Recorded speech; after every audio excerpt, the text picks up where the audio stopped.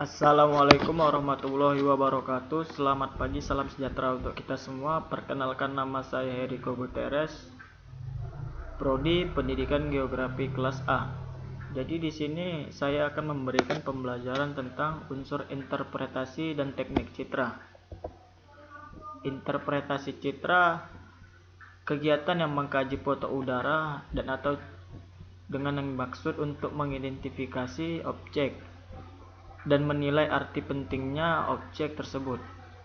Singkatnya, suatu proses pengenalan objek yang berupa gambar untuk yang digunakan dalam disiplin ilmu, baik dari geologi, geografi, ekologi, geodesi, dan disiplin ilmu lainnya. Terdapat interpretasi dapat dibedakan menjadi dua bagian, yaitu interpretasi secara manual dan interpretasi secara digital.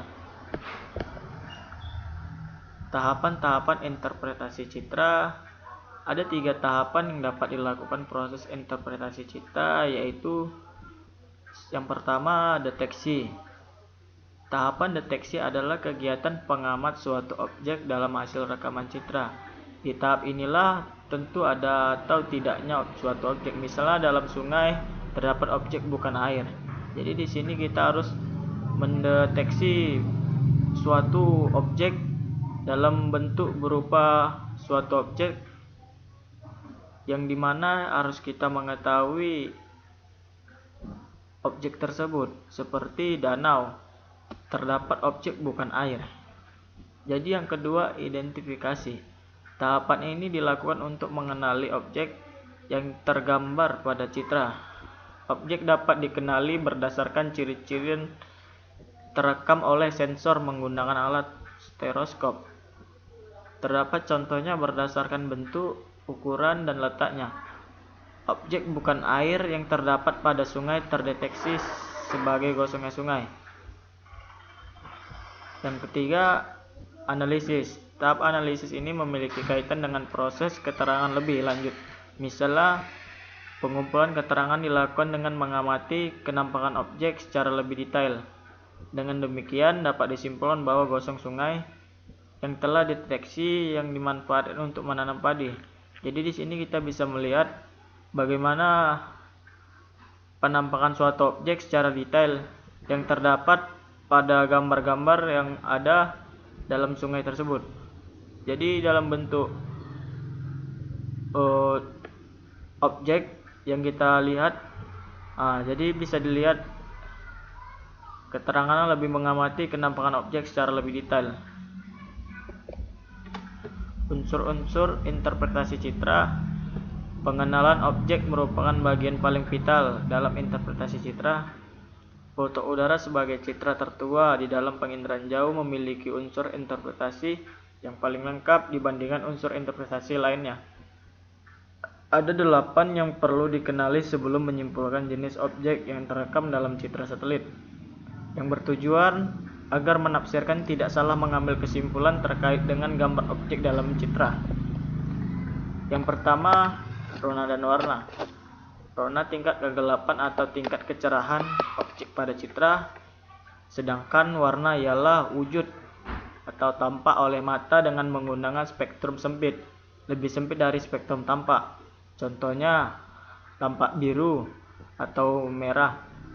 Karakteristik objek yang mempengaruhi rona. Yang pertama, permukaan kasar akan cenderung menimbulkan rona gelap pada foto karena sinar yang dapat mengalami hamburan hingga mengurangi sinar yang dipantulkan. Yang kedua, warna objek yang gelap cenderung menimbulkan rona gelap. Objek yang basah cenderung menimbulkan rona yang gelap.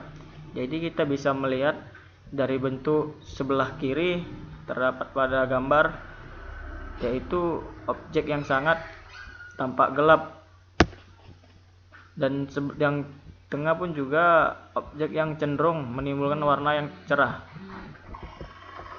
Yang kedua, bentuk. Bentuk merupakan variabel kualitatif yang memberikan konfigurasi atau kerangka suatu objek. Suatu foto udara dari adanya bentuk persegi panjang. Dengan demikian pula, kita bisa mengenali gunung api dan berbentuk yang kerucut.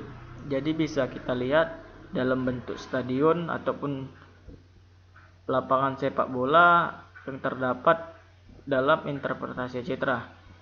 Dan sebelah kanan terdapat, kita lihat dari Google Earth, gunung yang berbentuk kerucut. Ukuran objek yang antara lain berupa jarak luas dan tinggi lereng dan volume. Ukuran meliputi dimensi panjang, luas, tinggi, kemiringan, dan volume suatu objek. Misalnya ukuran rumah sering mencirikan apakah rumah itu rumah mukim, kantor, dan industri. Jadi rumah mukim pada umumnya lebih kecil jika dibandingkan dengan kantor atau industri ataupun gedung. Lalu dilihat dari ukuran lahan terbuka pada citra di bawah ini merupakan lapangan sepak bola atau lapangan olahraga karena ukuran lebih besar. Jadi bisa kita lihat dari gambar sebelah kiri terdapat pada rumah-rumah atau kantor atau industri pada dalam bentuk ukuran. Lalu yang foto sebelah kanan merupakan lapangan olahraga karena ukuran lebih besar, jadi tidak adanya kepadatan atau rumah-rumah yang sangat padat. Yang keempat, tekstur. Tekstur adalah halus kasarnya objek pada citra. Dapat kita ambil contoh pengenalan objek berdasarkan tekstur. Yang pertama, hutan bertekstur kasar, belukar bertekstur sedang, semak bertekstur halus. Yang kedua, tanaman padi bertekstur halus, tanaman tebu bertekstur sedang, dan tanaman perkarangan bertekstur kasar. Permukiman air yang tenang bertekstur halus.